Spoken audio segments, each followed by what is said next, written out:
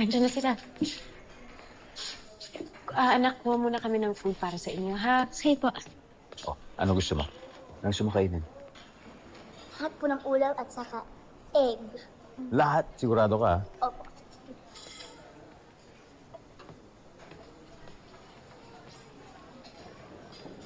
Biyang, hindi ka rito uupo. Maghanap ka ng ibang table. Puno na yung ibang table eh. Kung puno na yung mga ibang table, doon ka na lang sa room kumain. Gusto ko kasi na kaming family lang nasa table. Doon.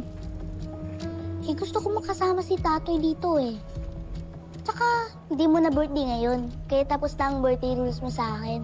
Gusto ko lang kumain.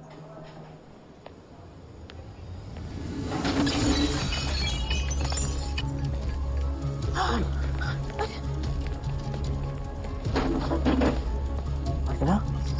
Ano nangyari? Halika na.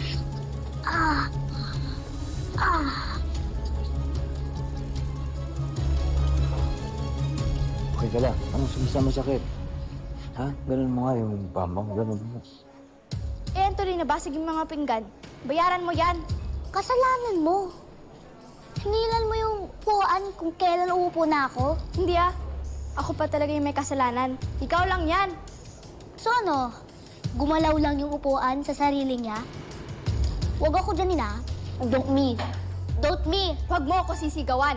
Hindi ka naman invited dito. Hindi ka part ng family. Janine. Ang sama pa rin talaga ng ugali mo. Pinagbigyan na kita ng birthday mo ah. Umalis ka na nga dito. Janine, stop it! Sumama ka nga sa akin. Di ka na. Ano ba kasi nangyari? Ba't na naman kayo nag-away? Sir, nakita ko po. Hinila po nung isang girl yung seat niya. Kaya po siya nalaglag. Sige po. Salamat po.